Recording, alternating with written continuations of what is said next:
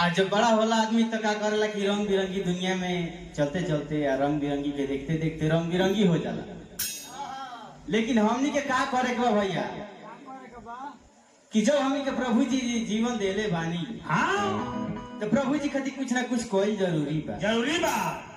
अपन काम भी करे के बा, ये संसार में रहे के बा, तो अपन घर भी देखे के बा, लेकिन प्रभु खातिर भी कुछ कोई जरूरी बा। काहे कि प्रभु हमनी के जीवन देले बानी। देले बा। आई देखो भाव लगला कहे के बा का कौन भाई राहुल जी? कि माता के गर्भवा में भगती को बुलला, ई दुनिया में आई के सब कुछ भूलला, ई दुनिया में आई के सब कुछ भूलला। अरे भैया आप जाइए, हाँ तो जब हमनी के हिसाब होई, जब ओइजा प्रभु जी हमनी के हिसाब करी, हाँ तो ओइजा का होई?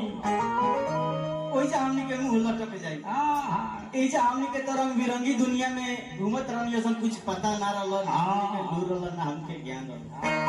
कि प्रभु के चरण में ना गोई नहीं है, कुछ ना कोई। ना प्रभु खा के हमनी के कुछ ना करी सो। हाँ आये दुनिया के मुंह माया में भटक के हाँ आ वैसे ही जीवन बेकार में जगह गंवा रहल। बताओ एरिया का पता है पड़ता।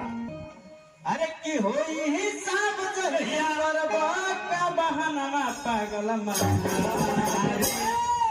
आई पागो पागल माना कला यीशु के भजना रे, कला यीशु के भजना रे, कला यीशु के भजना।